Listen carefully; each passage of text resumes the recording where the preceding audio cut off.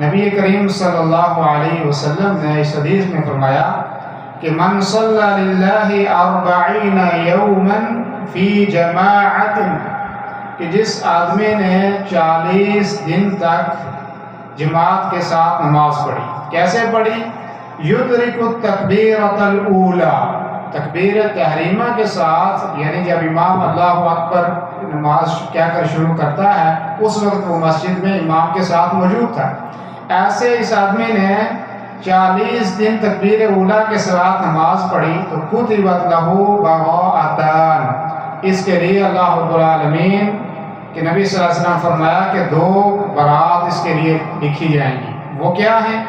براءۃ من النار، ایک تو یہ کہ ایسا آدمی جو 40 دن تکبیر اولیٰ کے ساتھ نماز پڑھتا ہے وہ جہنم کی آگ سے بری ہو جائے گا، اور دوسری برات کیا ہے؟ وبراءۃ من النفاق، کہ ایسا آدمی نفاق سے بھی بری ہو جائے گا، منافق کی فہرست سے بھی ایسا آدمی جو ہے وہ باہر نکل جائے گا۔ تو یہ اس حدیث میں 2 برات کا ہمارے لیے ذکر کیا علیہ الصلوۃ والسلام نے، ایک نفاق سے برات کا اور دوسرا جو ہے وہ جہنم کی آگ سے برات کا۔